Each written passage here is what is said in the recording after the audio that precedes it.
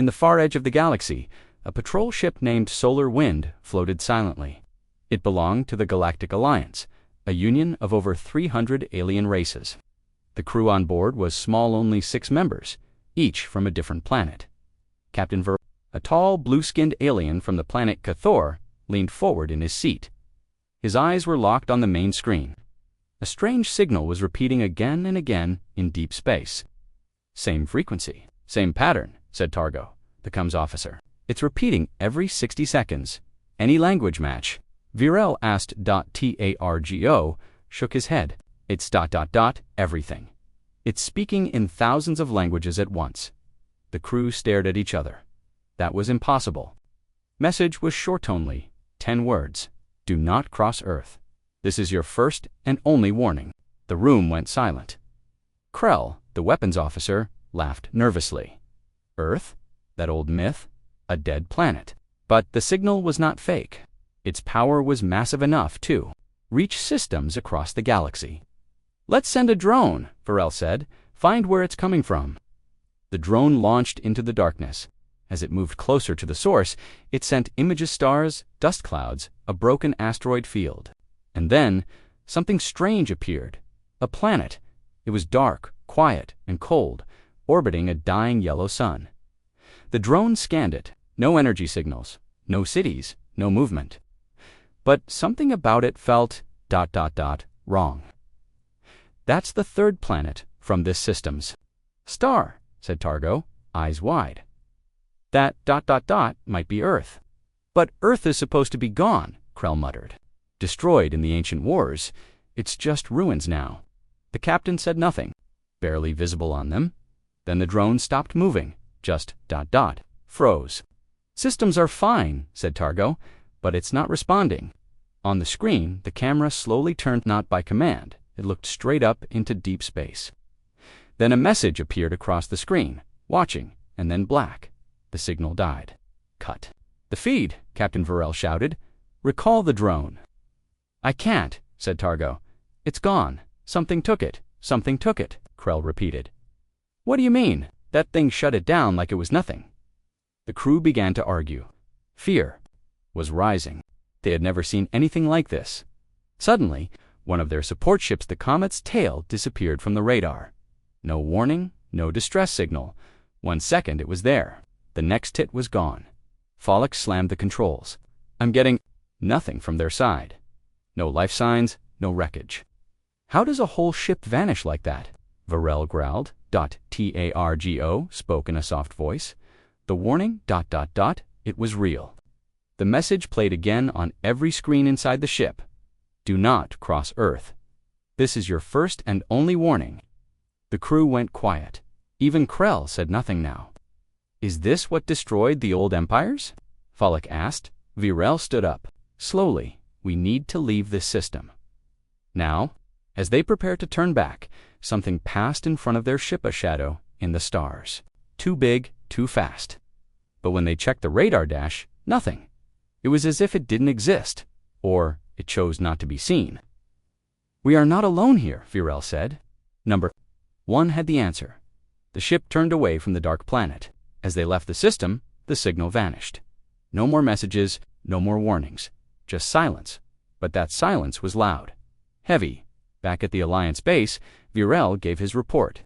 He told the Council about the message, about the missing ship, about the planet that might be Earth. But the Council laughed. "Earth is a ghost story," said High Chancellor Visa. "This is just old tech playing tricks." Virel tried to warn them, but they refused to listen. Later that night, Virel sat alone. In his room, he looked at a data chip he had copied before leaving the system. It held the last image from the drone. It showed a massive black structure orbiting the planet, hidden behind shadows. No shape, no name, just presence. It looked like a ship. No bigger. It looked alive. He pressed play. The message echoed again. In his room, calm, cold, final, "Do not cross Earth. This is your first and only warning." Virel stared at the screen. His hand trembled slightly. Because deep down, he knew something the Council did not. Earth was not dead. Earth was waiting. And someone, or something, had just awakened. 2 weeks had passed since Captain Varel sent his warning to the Galactic Alliance. He reported the strange message, the frozen drone, and the missing ship. But most leaders in the council laughed at him. They said Earth was a myth, a story to scare children, a dead world. But not all of them were so sure. In a dark chamber on planet Vorden, Admiral Serixa, hard-faced war leader, watched the report again and again. He didn't laugh. If that was Earth, Serixa said slowly, we need answers, and we need them now. He ordered a scout fleet, 15 ships, all fully armed, all prepared for battle. The fleet jumped into the Sol system, where Earth was located. They arrived just outside the orbit of Pluto. All ships in position reported commander run from the lead cruiser Starblade. No resistance, no signals. Admiral Serix nodded. Good. Begin scanning. Focus on the third planet. One by one, the ships turned their sensors toward Earth. The planet still looked dead. No lights, no cities, no transmissions. But something felt ... strange. Sir, said a young officer, we're picking up movement ... near Jupiter. Just shadows. Fast. Send drones to investigate, Serix ordered. 3 drones flew toward Jupiter. They never returned. 10 minutes later, one of the fleet's ships, the Void Whisper, vanished. No explosion. No warning. It simply disappeared. Where is it? Run shouted. Check all scanners. Nothing. Maybe a malfunction, another officer said, but no one believed it. Then a second ship vanished, the Sky Reaver. Then a third, the Red Dagger. The fleet was now in full panic. Admiral Serix stood from his chair. His voice roared across the fleets. Calms! All ships fall back. We are under attack. By what? Wren shouted. There's nothing there. And then, for the first time since they entered the system, they heard a sound. It was a voice. It played. On every screen, in every ship, in every ear. You were warned. The voice was human, calm, cold, unafraid. A map appeared. It showed each ship in the fleet, and one by one they turned red. Gone. 5 ships, then 7, then 10. Not engage. Defense weapons? Serix yelled, but nothing worked. The weapon systems shut down. Engines stopped. Lights flickered. Ships became floating tombs. Commander Run watched as one final message appeared on his screen. Earth does not fight wars. It ends them. Then his screen went black. The Starblade, the last of the 15th, was silent. Only one ship survived. A small science vessel, the Driftling, had stayed just outside the main group to study cosmic rays. It had no weapons, no threats. It had not aimed sensors at Earth. Now it received a message. Only 2 words. Go back. The captain of the Driftling didn't hesitate. He turned the ship around and jumped to hyperspace back at the council. The news hit like fire. 15 ships, gone. No survivors, no black boxes, no wreckage. Only one tiny ship made it back. The captain of the Driftling stood before the council. He was pale. His voice shook. They didn't attack us. We never saw them, never felt them. They just took the others like they weren't even there. How did you survive? A council member asked. I think, he said, I think they let us go. We were not a threat. Chancellor Veza stood up. But someone else in the room whispered, or maybe it was Earth. Everyone went quiet.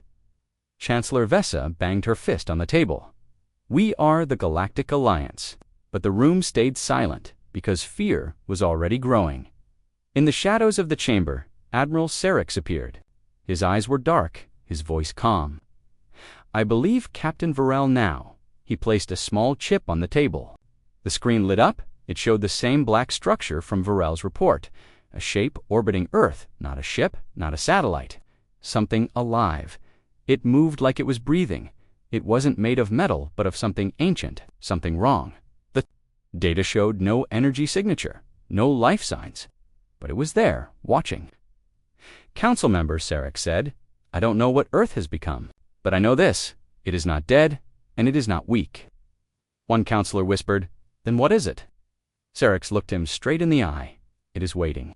On old satellites, on damaged ships, in ancient languages. Over and over again, do not cross Earth. This is your first and only warning. This time, no one laughed, because now they believed it. The Grand Hall of the Galactic Council was full. Leaders of hundreds of alien races sat in circles, floating above the floor on golden chairs. The ceiling was a giant dome, showing the stars of the galaxy spinning slowly. Lights flashed. Voices argued. Fear filled the room. The mystery of Earth was no longer a story. 15 warships had vanished. Only one small science ship had survived. The message was real. Do not cross Earth. But now, the Council had a decision to make. We must respond with strength, shouted Chancellor Veza. Her long silver arms moved in anger. Earth has threatened us. We are the Alliance. We will not kneel to a ghost planet. Some leaders clapped. Others stayed silent. Admiral Serix stepped forward. He looked tired. His uniform was torn from travel. With respect, he said in a calm voice, "You're not hearing the message. Earth doesn't want to fight. It doesn't need one. It simply warned." U.S. Chancellor Vesa laughed. "So we should do nothing." "Yes," Serix replied. "Nothing is the smartest choice right now."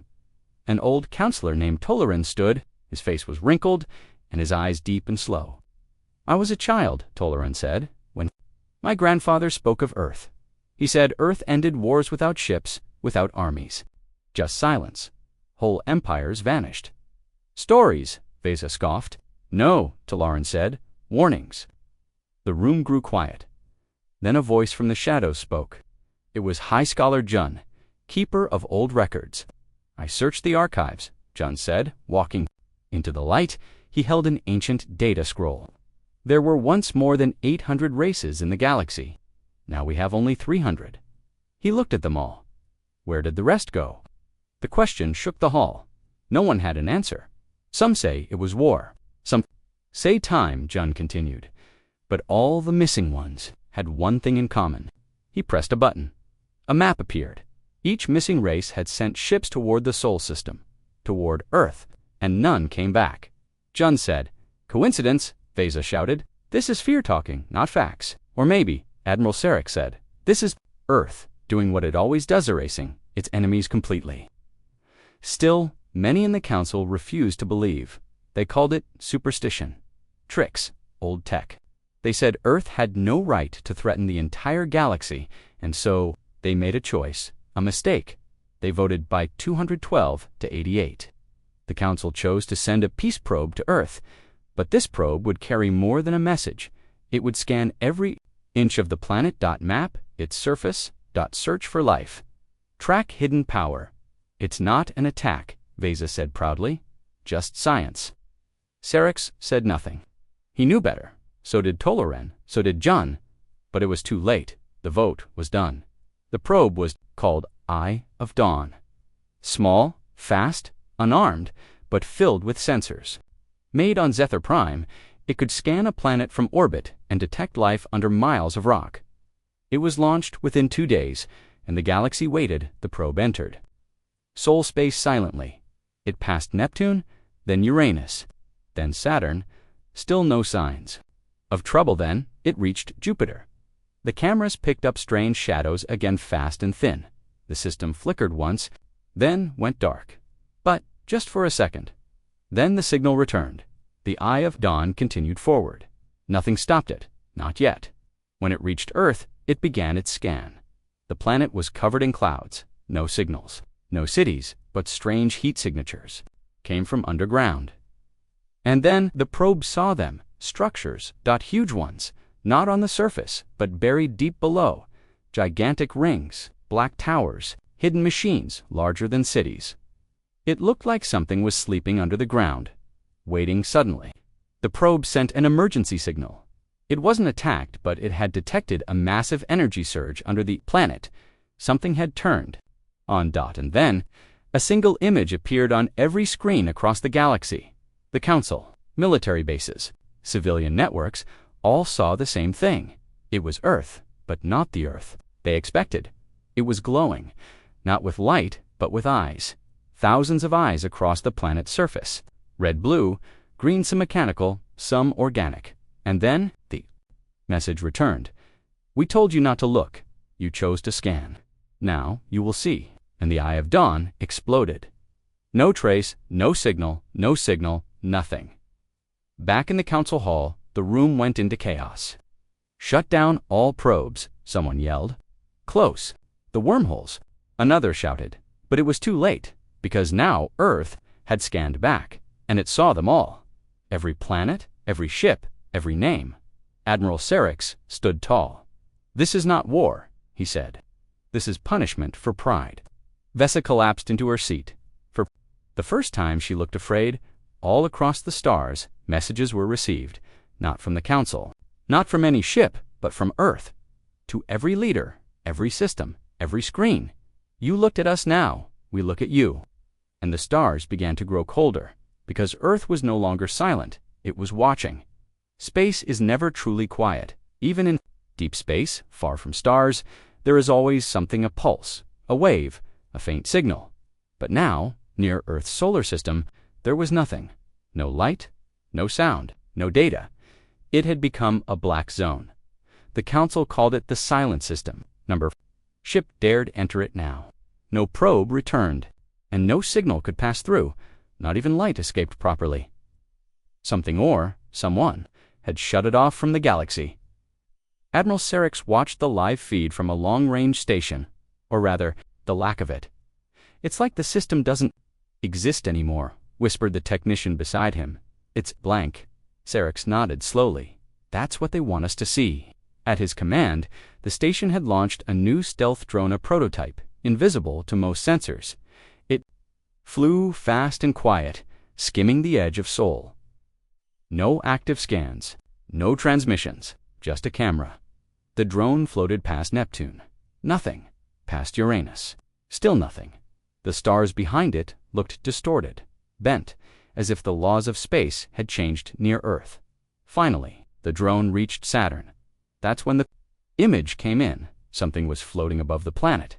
It was not a ship. It was not a station. It was a ring, a giant black ring, spinning slowly, silent. It was larger than Saturn itself, made of metal. No scanner could identify. The crew watching the feed said nothing. They couldn't believe what they saw. And then the drone stopped, not damaged, not destroyed, it just froze. The video feed turned to static, but before it went dark, the last frame remained on screen. A single word carved onto the ring's inner wall. Judgment. The Council panicked. Another loss. Another warning. They called emergency meetings. Some screamed for diplomacy. Some demanded weapons. Some suggested leaving Earth, alone forever. But then came a problem no one expected. Planets started losing power. It began with small colonies. Lights flickered. Machines failed. Long-range comms went silent. Then it spread. Stations shut down. Shields collapsed. Weapons stopped working. Engineers found nothing wrong, but deep in the code of every system, something new had appeared. A hidden signature. A signal that read, "You scanned us. We scanned back. We now understand your systems. We have access." No one said the name out loud, but they all thought the same thing. Earth. Some races shut off all tech. Some fled their homes, hiding underground. Others tried to build firewalls, stronger AI, quantum barriers. None of it worked, because Earth wasn't attacking them. It didn't need to. It had already entered on planet Qatar. An AI named VEX-9 tried to fight the infection. It was the most advanced system in the Alliance. But after 5 hours, it sent a final message. "I am not alone in here. Something older than me has taken root. It is not code. It is human." Then it shut itself down permanently, back on the edge of Sol. A single ship waited. It was the Solar Wind Captain Virel's patrol vessel. He had returned. Alone, against orders, he hovered just outside the black zone. Watching, recording, his ship's sensors picked up nothing. No radio. No heat. No movement, but through the window. Virel saw Earth not with machines, but with his eyes. It looked the same: blue oceans, green land, white clouds, beautiful, peaceful, peaceful. But then, the clouds moved in a pattern. They twisted and turned like a storm butt. To perfect, they formed a shape, a symbol. One he recognized from old files. A human hand, palm open, fingers pointing up. A warning. Not an attack. Not yet. Just a reminder, Virel whispered to himself. They're not hiding. They're showing us exactly what they want. He turned his ship around and left the system. No one stopped. Him, no one followed. But as he left, every screen in his ship turned on black screen. White text, tell them, we remember everything. Back at the council, fear became confusion. Why hasn't Earth attacked? Why not destroy them all? Admiral Serix answered that question. They don't want war. They want silence. They want distance. And when we cross it, he paused, then said, they erase us. The council finally stopped talking. Finally, they listened. But maybe it was already too late, because Earth had seen inside their systems. It had seen their secrets, their weaknesses, their lies. It had been quiet for too long, and now it was awake, watching. All across the galaxy, the final signal spread once more. You were warned. Do not cross Earth, or vanish forever. On a quiet moon orbiting the planet Zotharnine, there was a hidden library. Few knew it existed. Fewer were allowed inside. But today, High Scholar Jun entered with permission from the council. He moved past shelves of data crystals and ancient scrolls. The lights above flickered. The systems were failing, just like on other planets. Like on other planets, JUNN searched for one thing: records of Earth's last war. He had a theory. Earth had not disappeared. It had simply erased the war. And the memory of it, he found a sealed vault marked Restricted, Tier 0 Events. Only 3 people in the galaxy had access. Jun used a forgotten override code. The vault opened with a long hiss. Inside were old data units, untouched for thousands of years. Dust floated in the air. Some devices were still warm active maybe, even waiting. JUNN took the oldest file first. He inserted it into a manual reader. What he saw chilled his blood. Date, 18,000 cycles ago event. The Solar Annihilation War Target. Earth Terra class system. The file began with a council order. Terminate planet Earth. It is growing too fast, too dangerous. A massive fleet over 3,000 ships was sent to destroy Earth. They were the best the galaxy had. Armies, weapons, technology far beyond what Earth had at the time. But none returned. JUNN opened the next file. It contained logs from a single survivor alien named Lorvac, engineer of the Warfleet's flagship. His voice was slow, broken, scared. We thought they were primitive, weak, just humans with guns. But they were waiting. They had machines underground, weapons in orbit. But it wasn't the tech that destroyed us. It was their minds. The next part of the log was full of static. Then it returned. They knew our thoughts before we fired. They spoke in our languages, all at once. And then our systems just stopped.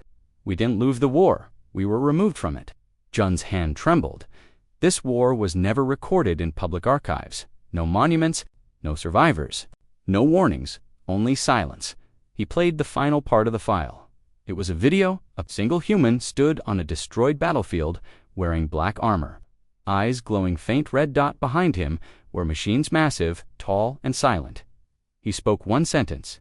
You brought war to our sky. We answered once.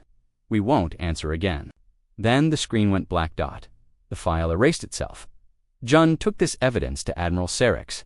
When Serix saw it, he didn't speak for a long time. Finally, he said, they didn't just win. They deleted the war from memory. Jun nodded, and the galaxy helped forget. Out of fear, Serix called an emergency council session. This time, there was no shouting, only silence. He showed the recovered files, the human's final words. When it ended, even Chancellor Veza looked pale. Serix stepped forward. Earth never wanted to rule the galaxy. It wanted peace. But when war came, they ended it so completely, we erased them from history to survive. They didn't fall, they chose to vanish. Counselor Telerin spoke softly. That's why we don't remember the names of the old empires. Why planets vanished. Earth didn't just destroy them, it wiped them from time. And now, we've woken them. For the first time, the council agreed. No more probes, no more scans, no more fleets. A new law was passed. No vessel shall enter the Sol system again, because across the galaxy, things were changing.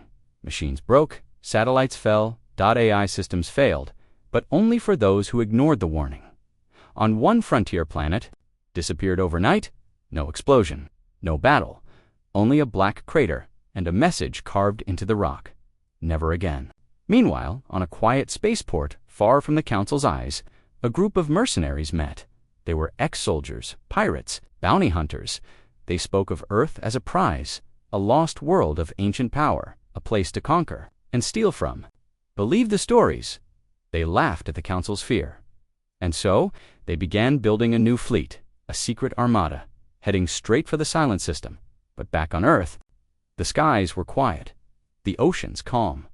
Nothing moved on the surface, but deep below, machines breathed, eyes opened, and an old voice whispered to itself, "The galaxy never learns." Not all listened, even after the war records were revealed. Even after the Eclipse Treaty was passed, some didn't care. They saw Earth not as a warning, but as an opportunity. Across the darker parts of the galaxy, a message spread: untouched world, hidden tech, human weapons, riches beyond measure. Enter Earth's system if you dare. The reward is yours. And so, they came. The first to try were the Grey Fangza mercenary crew from the fractured moons of Dreskar. Their ship, Shadow Cut, was small, fast, and armed with illegal tech. Their leader, Krask, was known for taking risks. This whole Earth. Fear is a joke, Krask told his crew. Council cowards believe in bedtime stories. They entered the Sol system under stealth mode. They laughed as they passed. Saturn, they reached Earth's orbit. Nothing happened.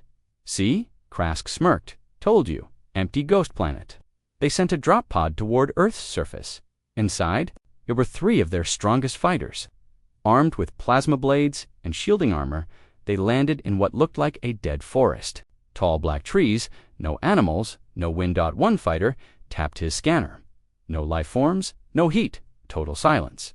Then the trees blinked, not moved, blinked. They had eyes, dozens, hundreds. The pod lost signal, no screams, no alarms, just silence, back. In orbit, Krask panicked. He tried to recall the pod nothing. He turned the ship to escape and saw something outside. A black figure floating near the window. No ship, no thruster, just ship systems shut off. One word appeared on every screen. No. Krask was never seen again. Still, the rumors didn't stop. A bounty was placed, 500 million credits for any tech recovered from Earth. Pirate fleets gathered, rogue captains made plans. They believed numbers would protect them. They called themselves the Black Scorch Armada. 20 ships, heavy weapons, dreadnought class, led by captains are infamous for destroying 3 peaceful planets. "We'll hit Earth fast," she told her crew. "Grab what we can, get out before their ghosts wake up." They jumped into the system. One by one, the ships vanished from radar. No weapons fired, no explosions, just ... gone. The last message from their fleet was a whisper. The Council watched all this in horror. They had done nothing. They had warned everyone, but greed had spoken. Louder than fear. Now Earth was fully awake. Admiral Serix sat in his command center, watching the growing list of missing ships. "This isn't a battle," he said. "It's a lesson." Scholar Jun nodded. "They're not at war. They're just cleaning up." Then something new happened. A small civilian ship sent out a distress signal from near Mars. They weren't hunters or soldiers, just explorers, who got lost. They hadn't scanned Earth, hadn't sent drones, they just floated. Helpless suddenly, the ship's power returned. Navigation corrected. A message appeared on their screen. Go. They left safely. The message was clear. Earth can choose. Some said Earth wasn't just defending, it was judging. Watching who came with greed and who came with respect, the galaxy held its breath. No, one knew what would happen next, but in the deep corners of space, not everyone gave up. A new group formed, smarter, quieter. They studied everything, mapped Earth's orbit, hacked into old systems. They planned to use cloaked Dronesteiny. Plan, they called it, Project Needle. And they launched it. 12 micro-drones flew toward Earth. No light, no signal, no sound. They've reached the atmosphere success until each one froze mid-air, held in place. Like caught by invisible hands, they hovered, then turned around, one by one, undamaged, but each drone now carried a message. You're smarter than the rest. Don't test us again. The leaders of Project Needle shut down everything. They vanished. No one ever heard from them again. And so, the galaxy learned slowly, painfully. Earth was not a treasure, not a battlefield, not a mystery to solve. It was a wall, a line, and those who crossed it simply stopped existing in the stars. A single signal now blinked across the system's dot, short, cold, unchanging. Do not cross Earth. This is your first and only warning. Believed in power. And they were planning something far worse, not a bounty, not a probe, but a full invasion. They called themselves the Ascendancy, and they were coming. The stars near Earth's system had been silent for months. No ships entered, no signals escaped. The message was clear: do not cross Earth. But one day, the silence broke. A small ship limped out of the black zone. Its engines sparked, hull cracked. One wing missing, it was barely flying, but it was alive. The Council picked up the signal. This is the Iron Veil. One survivor, request emergency dock. The ship was pulled into a medical bay on a space station near the galactic core. Security teams rushed in. Doctors followed. Inside, they found a single figure barely conscious, covered in burns. It was a woman, pale skin, silver eyes, a fighter pilot. Her ID tag read, Lyra Volan, Captain Vanguard, Fleet Ascendancy Unit. The doctors treated her wounds. She said nothing for hours. When she finally opened her eyes, she whispered only one word: run. Later, in a secured chamber, Admiral Serix stood before her. His voice was low, careful. You were part of the Ascendancy fleet. Lyra nodded. Slowly, they sent ships into Earth's system. Another nod. How many? She looked at him. Her voice cracked as she said, all of them. Serix's eyes narrowed. How many ships exactly? Lyra answered in a whisper. 971. The room went cold. Serix stared. What happened to them? Lyra's hands shook. She looked away. I don't know. You were there. She nodded. Yes, I saw them enter. She paused, and then I saw nothing. She explained it slowly. Piece by piece. The Ascendancy believed the other races were weak. They thought Earth was just a scared planet hiding behind tricks. They didn't believe the warning, so they built a fleet. Full force. First, the command ships lost contact. Drones spun out. No enemy was seen, no shots fired. One by one, the ships lost power. She saw lights flicker, then turn red dot, not their lights, Earth's red eyes. Watching us from the stars, she whispered, like they were waiting. They didn't speak. They didn't move, but we felt it. What? Serix asked. Lyra looked straight into his eyes. Judgment. Serix leaned forward. How did you escape? She laughed, but it was hollow. I didn't. They let me go. Why you? She reached into her pocket, pulled out a black card. No buttons, no lights, just 2 words engraved in glowing white, worn. Then Serix stepped back. He had seen something like it before in the ancient files from Earth's last war. The same words, same card, same glow. It wasn't a threat. It was a final chance. That night, Lyra was moved to isolation. Guards stood outside her door, but in the silence of the room, the card pulsed once, and then it disappeared. Meanwhile, across the galaxy, no signals, just like the others, Scholar Jun stood before the Council, holding the ancient Earth records in his hands. They let one survivor return, he said, just like before. Not to brag, not to threaten, but to give us a choice. Chancellor Veza, now quiet and pale, asked a simple question. Why haven't they destroyed us all? Admiral Serix replied, because they don't want war, they want respect. They give one warning, only one. Another counselor spoke, but if we obey, if we never enter their system again, will they leave us alone? Serix looked at him and said something no one expected. I don't think they care about us anymore. They're watching for something else. At that moment, across several star systems, hidden machines shut down old satellites, forgotten drones, lost probes, each one powered off. On a forgotten asteroid outpost, a trader received a strange transmission. It was a recording of voice.human.slow.com, cold. The galaxy was warned. Again and again. Now silence is no longer enough. Judgment begins. Lyra Volan sat in her bed, staring at the stars outside her window. She whispered, they're not protecting themselves anymore. They're preparing. The grand Council chamber floated in orbit above the twin stars of Alvanar. It was the heart of the Galactic Union. Every species had a seat here. But today, many chairs were empty, not because of absence, because their planets were gone. Admiral Serix entered the chamber with a hard look on his face. Behind him was Lyra Volan, the only known survivor of Earth's silent judgment. She said nothing, only watched. She already knew the council was too late. The meeting began. Chancellor Veza stood first. Her voice shook. We have lost 12 systems in the last 3 cycles. No war, no warning, no wreckage, only silence, and a black mark on the star maps. All systems that had violated the Earth Protocol. Councillor Threx of the Urani stood in anger. This is madness.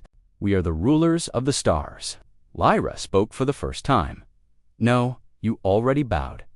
The moment you ignored the first warning, silence. Then Scholar Jun walked forward. He carried the old records, files from the erased war, evidence of humanity's forgotten strength. He placed them on the center table. In every case, Jun said, Earth gave one chance.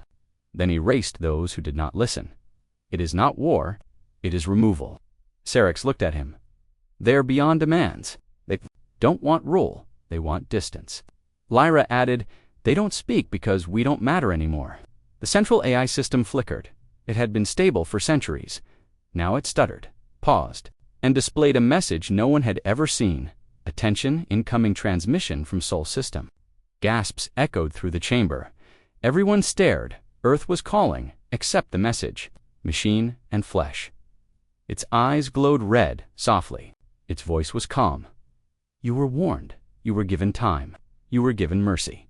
12 violations. 12 removals. There will be no more. We are no longer waiting. The screen cut off, no signal remained. Only one final image. A galactic map with blinking lights, not red dot, white dot. Each white light marked a system. Systems Earth had decided to erase. Next, Councillor Threx shouted, we must fight back. Call every fleet. But even as he spoke, his voice began to echo strangely. He reached for his throat, and then he vanished.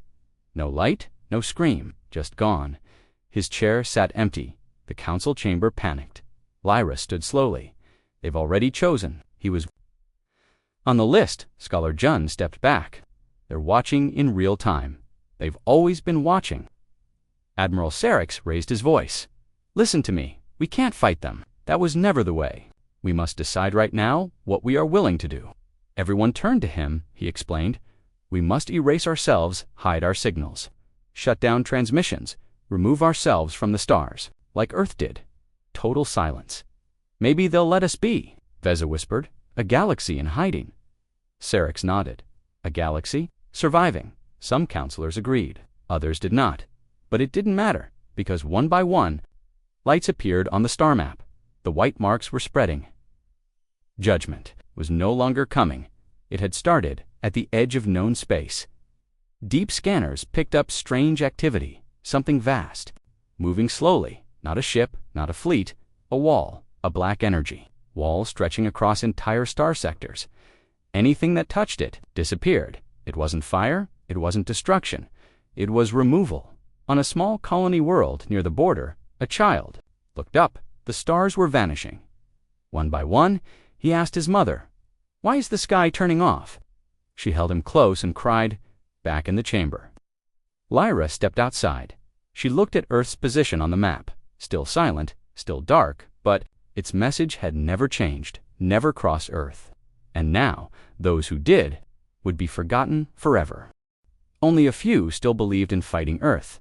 They were the bold, the proud, the desperate, led by Commander Drex of the Corran Empire. A final fleet of 67 ships launched toward the Sol System. They called it Operation Breakfire. Their mission: enter Earth space, find the source of its power, destroy it. Admiral Serix warned them. So did Lyra Volan. Earth does not fight the way you understand, she said. They do not conquer, they erase. But Drex ignored her. We will strike. Where others fled, he said, we are not afraid of ghosts. As the fleet crossed Jupiter's orbit, the silence returned. No radio signals, no energy scans, No response, just blackness. And watching. Keep moving, Drex ordered. The ships began scanning Earth's surface, but what they saw made no sense. There were no cities, no ships, no signs of life, just forests, mountains, ice clouds, like Earth had been. Reset Captain Venn, a scientist aboard the Corin Hammer, said what everyone thought. Did we come? Too late. Is Earth already dead? But then the ships started failing. First, the rear escort vanished. No explosion, no trace, just gone. Then, navigation systems began to flicker. Gravity shifted. Some ships spun in slow circles, even though no force touched them. Then came the voices, not from outside, but inside their minds. Whispers, echoes, warnings, you were told. You chose pride, now you choose silence. Drex ignored the voices. Fire all missiles. Target Earth's core. Dozens of high-energy warheads launched, but none reached the planet. They simply froze in mid-dash space, as if time around them stopped. And then, the warheads vanished. Then something rose from Earth. It was not a ship. It was not even metal. It was light. A giant humanoid shape made of glowing red. Energy. Towering above Earth's clouds, its face was smooth, no mouth, no eyes, but it looked at them. Every single ship. One pilot screamed over the comms. What is that? Lyra, watching the feed from a distant observer station, whispered, It's not a weapon. It's a guardian. The energy being lifted its hand, and ships began to fall. One by one, each ship twisted, bent, and blinked out of reality. No fire, no explosion, just removal. Drex ordered full retreat, but it was too late. Only 3 ships made it out of the Sol system. One crashed near the Mars belt, one was pulled into a black void, and one made it back badly damaged, carrying one survivor. The survivor was barely alive, burned, shaken, silent. When asked what happened, he gave only 3 words: We were nothing. The council watched the footage in horror. The red being was no longer visible. Earth was silent again. But now, the stars themselves had changed. A new message appeared across deep space comms. It was simple, cold, final. No more warnings, no more second chances. This galaxy belongs to the quiet. Admiral Sarix stood in front of the chamber. We've seen the end of those who chose to attack. We now have only one choice left: disappear, or be forgotten. A new plan was born that day, a plan called Project Ghostlight. The galaxy would go dark, no signals, no ships, no probes, just silence, total silence. Lyra Volan left the council soon after. She returned to a distant moon alone. Watching Earth from afar, she whispered one last thing to herself. We poked a sleeping giant, and it didn't even wake up. The stars had gone quiet. No wars, no messages, no travel. A galaxy once filled with voices had learned to whisper. Because Earth still watched, Admiral Sarix retired. The council chamber sat mostly empty.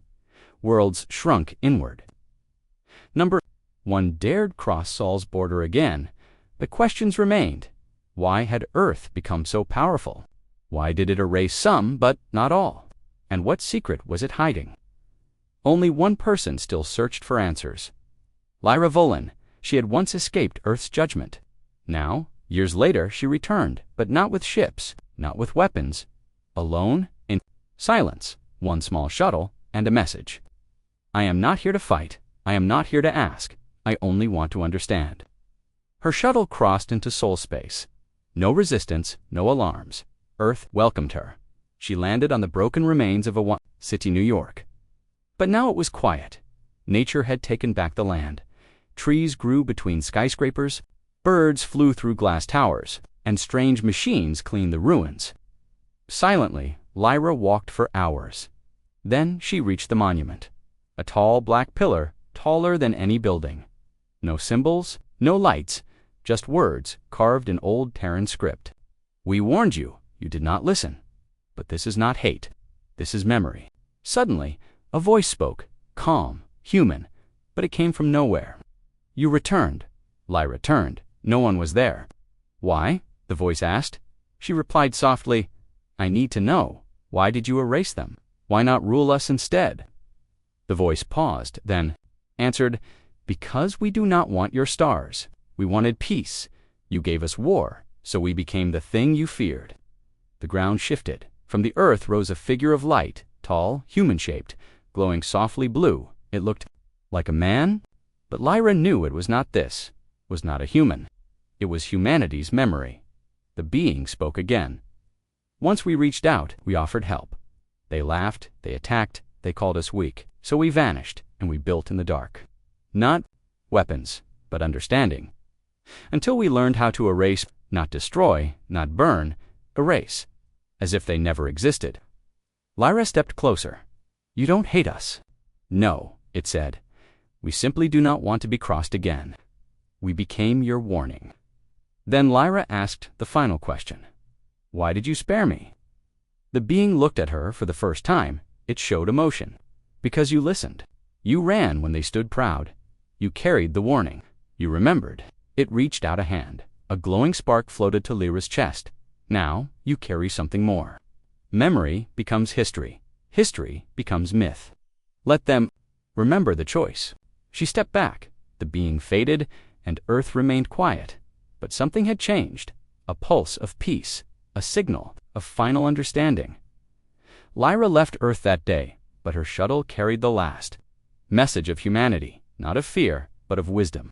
Power is not in war. Power is in silence. In being strong enough to disappear and still be remembered. Centuries later, across the stars, children listened to a story, the old legend of a planet that never fought, but made empires. Vanish, they called it, the Earth that watched.